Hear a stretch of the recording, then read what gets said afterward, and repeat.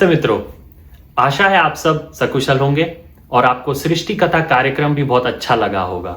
आप अपना फीडबैक हमें कमेंट्स में अवश्य बताइए। आप में से बहुतों ने वो कार्यक्रम अटेंड किया होगा और जो लोग नहीं भी कर पाए वो वीडियोस देख सकते हैं। वैदिक फिजिक्स चैनल पर लगातार वीडियोस रिलीज हो रहे हैं और वैदिक क्रांति चैनल पर आज का हमारा वीडियो बहुत ही डिफरेंट होने वाला है। हमने विचारा कि हमारे वीडियोस कभी कभी बहुत टेक्निकल भी हो जाते हैं, तो हमने सोचा क्यों ना हम एक नई सीरीज आरंभ करें जिसमें हम आचार्य अग्निव्रत नैष्ठिक जी द्वारा लिखित पुस्तकों की एक प्रकार से बुक रिव्यू करेंगे। तो पहली पुस्तक जिसका आज हम रिव्यू करेंगे, इसका शीर्षक है भगवान शिव की दृष्टि में धर्म। आप देख सकते हैं इसका कवर पेज बहुत ही ब्यूटीफुल है और इसके शीर्षक पर यदि हम विचार करें ध्यान से तो तीन मेन टर्म्स यहां पर हम देखते हैं, भगवान, शिव और धर्म। तो भगवान शब्द के विषय में यदि हम विचार करें तो ये दो सत्ताओं के लिए प्रयोग किया जाता है। एक तो निराकार ईश्वर जिसको हम परमात्मा कहते हैं, जो सर्वज्ञ है, सर्वव्यापक है, जिसने सृष्टि की रचना करी, उनको भी भगवान कहते हैं। और एक ये भगवान शब्द एक आदर्श सूचक शब्द है जो महान राजाओं के लिए भी प्रयोग किया जाता था, जैसे भगवान राम, भगवान कृष्ण आदि। अब दूसरा शब्द शिव, तो शिव भी परमात्मा का भी एक नाम है, क्योंकि परमात्मा ईश्वर जो सर्वव्यापक निराकार ईश्वर है वह सबसे कल्याणकारी है, सबका कल्याण चाहता है, इसलिए उसका एक नाम शिव भी है। और दूसरा शिव नाम महादेव शिव, जो ऐतिहासिक महापुरुष हुए, जो परम योगी थे, महान वैज्ञानिक थे, अद्वितीय योद्धा थे और कैलाश क्षेत्र जिनकी राजधानी थी, उनका भी नाम शिव है। तो ये दोनों में हमें क्लैरिटी होनी चाहिए, दोनों में अंतर हमें पता होना चाहिए। कई बार इसको हम मिक्स कर जाते हैं। और यदि आप इस पुस्तक का यदि आप बैक कवर भी देखें तो बैक कवर में भी आचार्य अग्निव्रत जी ने अच्छे से एक्सप्लेन किया है जो दोनों शिव हैं, एक निराकार परमात्मा शिव और ऐतिहासिक महापुरुष महादेव शिव, इन दोनों का अंतर स्पष्ट किया है।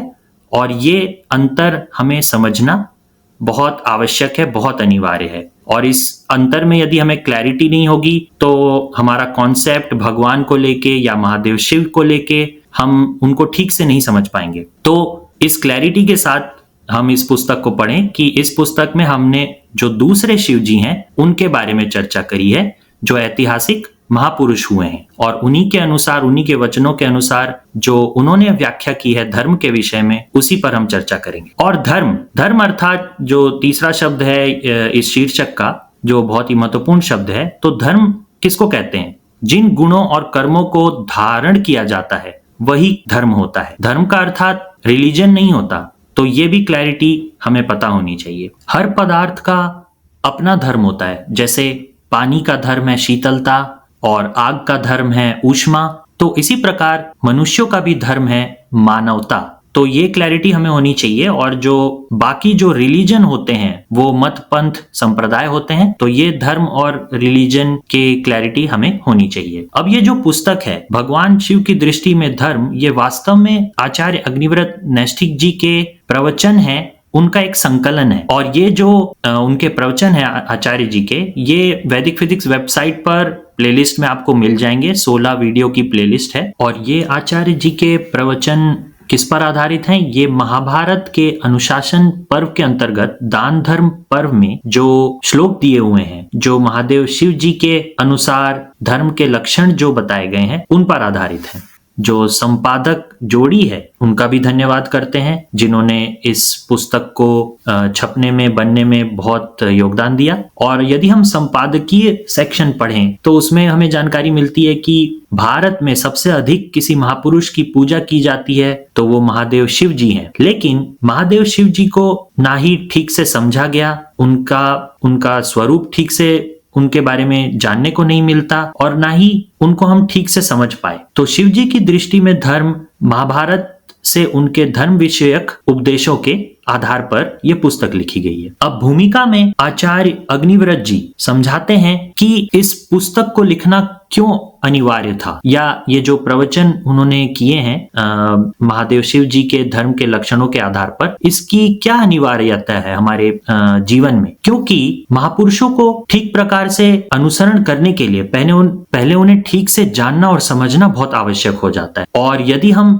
धर्म के इन लक्षणों का ठीक प्रकार से यदि हम इनको समझ जाएं और यदि इनको हम चरितार्थ कर लें अपने जीवन में, तो हमारी आधी से अधिक समस्याएं तो ऐसे ही सॉल्व हो जाएंगी। अब आचार्य जी की पुस्तक में फिजिक्स की चर्चा ना हो, ऐसा तो हो नहीं सकता। गुरुजी धर्म के इन लक्षणों का वैज्ञानिक पक्ष भी समझाते हैं इस पुस्तक में। जैसे उदाहरण के लिए, हिंसा करने से केवल आत्मा पर ही नहीं, सृष्टि पर भी हिंसा, क्रोध, कामुकता, लोभ आदि की नकारात्मक तरंगों का पूरा प्रभाव पड़ता है। वो क्या और कैसे होता है, ये पहली बार पाठकों को पता चलेगा इस पुस्तक में। पुस्तक का आरंभ इस प्रकार होता है कि भगवती देवी माँ उमा जी महादेव शिव जी से धर्म के लक्षणों के विषय में प्रश्न करती हैं। अब आगे बढ़ने से पहले विचारिए कि शिव जी के परिवार में किस स्तर की चर्चा हो रही है और हमारे परिवारों में कैसी चर्चाएं होती हैं। यह आत्मचिंतन आवश्यक है। क्या आजकल हमारे समाज और परिवारों में ऐसा माहौल है जिससे बच्चे श्री अभिमन्यु, श्री अर्जुन, छत्रपति श्री संभाजी महाराज आदि जैसे महान बने?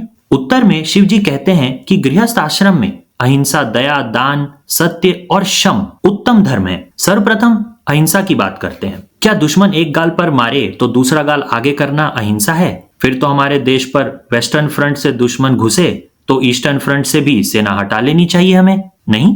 क्या बुरा ना देखना, बुरा ना सुनना, बुरा ना कहना अहिंसा है? यदि कोई अन्याय का पीड़ित अपनी व्यथा सुनाए और न्यायाधीश आंख मुंह कान बंद कर ले तो क्या न्याय होगा? क्या केवल किसी से वैर न करना अहिंसा है? एक पत्थर भी किसी से वैर नहीं करता, तो क्या वो पत्थर अहिंसावादी हो गया? न्यायाधीश किसी पापी को दंड देते हैं तो वह अहिंसा होती है या हिंसा?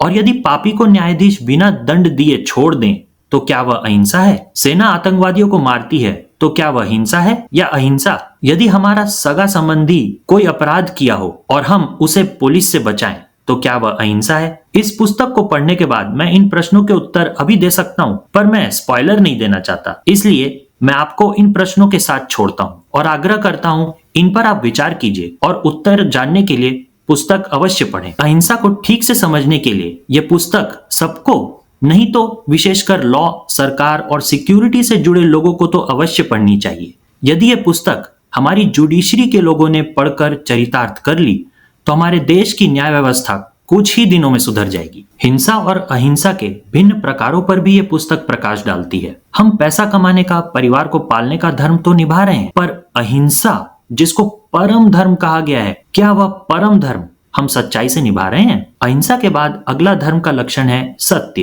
क्या किसी अंधे व्यक्ति को अंधा कहना सत्य है? सुना है कि यदि किसी के जो मन में हो वही वाणी में हो और वही कर्म में भी हो तो वह व्यक्ति सच्चा होगा। यदि एक पागल या एक अपराधी के मन में किसी को पत्थर मारने का या चोरी करने का विचार आए और वो वैसा ही करे तो क्या ये सत्याचरण है? क्या किसी चोर या डाकू को मिथ्या जानकारी देकर उलझाना और किसी अनैतिक कार्य को ना होने देना असत्य आचरण है? या कोई आतंकवादी संसद का रास्ता पूछे तो उसका रास्ता बताना सत्य आचरण है? असत्य बोलना हमारे शरीर में विकार उत्पन्न करता है जिसको पॉलीग्राफ टेस्ट पकड़ लेता है। हमारा शरीर उन्हीं घटकों से बना है जिनसे बाकी ब्रह्मांड बना है, तो क्या असत्य वचनों का संपूर्ण सृष्टि पर प्रभाव नहीं पड़ेगा? हम पिछले वीडियो में समझ चुके हैं कि जिस मनस्तत्व से सृष्टि बनी है उसी का कुछ अंश हमारे अधिकार क्षेत्र में आता है जिसको हम मन कहते हैं। भगवान ने इतनी सुंदर व्यवस्था बनाई है कि सत्य बोलने पर हमें गर्व की अनुभूति होती है और झूठ बोलते हुए हमें भय या गिल्टी फील होता है। असत्य आचरण के विषय में तो हम जानवरों से भी अधिक गए गुजरे हैं। इस बुक की मेरी फेवरेट लाइन है, रुचियां टकराती हैं, असत्य टकराते हैं, लेकिन न कभी सत्य टकराता है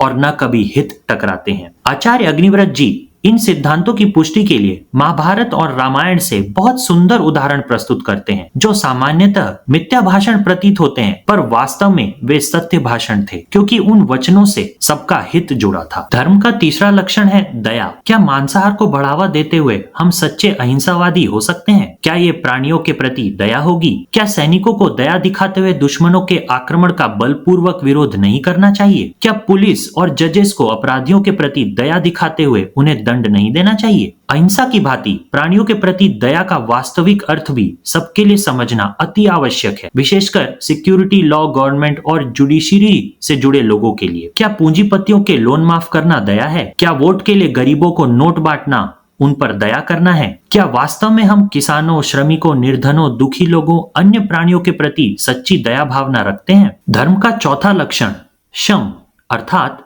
मन और इंद्रियों पर नियंत्रण एक बहुत अच्छे उदाहरण से समझाने का प्रयास किया है हमारे विद्वानों ने। एक रथ का उदाहरण दिया गया है। जैसे एक रथी होता है, सारथी होता है, और सारथी के नियंत्रण में लगाम होती है, लगाम के नियंत्रण में घोड़े, और घोड़ों के नियंत्रण में रथ होता है, और वह रथ मार्ग पर चलता है। उसी प्रकार हमें आत्मा को समझना चाहिए।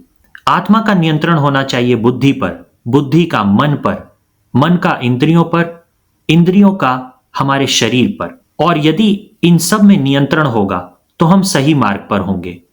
यदि रथी, सारथी, लगाम, घोड़े, रथ और मार्ग इन सब में यदि सामंजस्य नहीं होगा तो रथ सही मार्ग पर नहीं जाएगा। उसी प्रकार यदि आत्मा, बुद्धि, मन, इंद्रियों और हमारे शरीर में सामंजस्य नहीं होगा तो हम अनेक विषयों में, गलत विषयों में भटक जाएंगे। इसीलिए हमारे शरीर पर आत्मा का नियंत्रण बहुत आवश्यक है। उसी प्रकार जैसे एक रथ को सही मार्ग पर चलने के लिए सबसे ऊपर रथी का नियंत्रण होता है। नास्तिक लोगों को नास्तिक मत इसलिए भी अच्छा लगता है क्योंकि आत्मा और परमात्मा का अस्तित्व ना मानने से उनको कुछ भी करने की स्वच्छंदता मिल जाती है। आत्मा जैसा कुछ होता ही नहीं तो आत्मा की आवाज क्या ही सुननी। क्या यही मानसिकता विश्व में समस्त पापों और दुखों का मुख्य कारण नहीं है? हम स्वयं से पूछें कि हमारा शरीर रूपी रथ किसके कहे अनुसार चलता है? हम विचारें, क्या हम वास्तव में आस्तिक हैं? क्या हम इंद्रियों और मन के दास हैं? सच्चाई यही है कि अधिकांश लोगों की आत्मा का उनके मन और इंद्रियों पर नियंत्रण नहीं है। ऐसा क्यों है? इस समस्या के पीछे क्या क्या अनेक कारण हैं और समस्त बुराइयों से बचने के क्या क्या अनेक समाधान हो सकते हैं, इस पर विस्तार से चर्चा की गई है इस पुस्तक में। क्या हमारे चरित्र में इतनी सच्चाई है कि जो हमसे ईर्ष्या द्वेष करते हैं उनसे हम ईर्ष्या द्वेष ना करें? हम तब भी उनका हित चाहें। यदि वो कोई अच्छा काम करें या सत्य बात कहें, हम उनका तब भी समर्थन करें। क्या हम इतने सज्जन हैं? द्वेषी को तभी दंड देना उचित है जब वह हमारा अहित करना चाहे। इसको ठीक से समझने के लिए पुनः सेना का उदाहरण लेते हैं। जब हमारे सैनिक युद्ध में विरोधी सैनिकों का वध करते हैं तब भी उनके मन में विरोधी सैनिकों के प्रति द्वेष नहीं होता। इसलिए आपने देखा सुना होगा, ससम्मान उनका अंतिम संस्कार किया जाता है। किसी सैनिक को युद्धबंदी बनाया जाए तब भी हमारी सेना उनके साथ उचित व्यवहार करती है। 1971 की कहानी हम सब में अधिकांश लोगों को पता ही होगी। पर द्वेष न करना और दया दिखाने का अर्थ ये नहीं होता कि हम अपना धर्म और कर्तव्य ना निभाएं। जो सबके लिए हितकारी हो उस कार्य को करने से किसी भी स्थिति में पीछे नहीं हटना चाहिए। ये क्लैरिटी होना बहुत महत्वपूर्ण होता है। इसके पश्चात ब्रह्मचर्य पर भी थोड़ी चर्चा इस पुस्तक में करी गई है। धर्म का पांचवा लक्षण शिव जी बताते हैं दान को। आजकल दान को लोग बहुत कैजुअली लेते हैं। इस पर गंभीर चिंतन करना आवश्यक है कि भगवान शिव जी ने इसको इतनी महत्ता क्यों दी। धर्म का लक्षण अर्थात प्रत्येक मनुष्य का कर्तव्य बताया है दान को। ईश्वर ने सृष्टि अपने लिए नहीं बनाई, दूसरों अर्थात जीवों के लिए बनाई है। हम परोपकार करना क्यों भूल गए? हम ये तो जानते हैं कि देश का या विश्व का सबसे धनवान व्यक्ति कौन है, पर क्या हम जानते हैं कि देश या विश्व का सबसे त्यागी या दानी या परोपकारी व्यक्ति कौन है?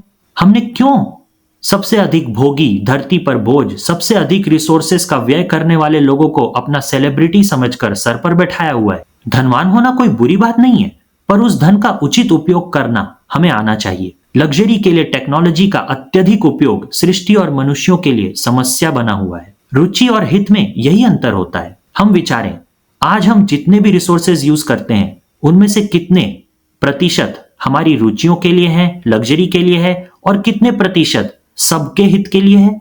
आगे पुस्तक बताती है दान कितना और कैसे करना चाहिए। इसके पश्चात परिशिष्ट में आचार्य अग्निव्रत जी महाभारत में दिए शिव जी के वचनों की व्याख्या करते हुए प्रत्येक वर्ण के कर्तव्य संक्षिप्त में समझाते हैं और यह भी क्लियर करते हैं कि महाभारत में दिए वचनों के अनुसार कैसे वर्ण परिवर्तन संभव है और स्वर्ग और मोक्ष का अधिकारी कौन है।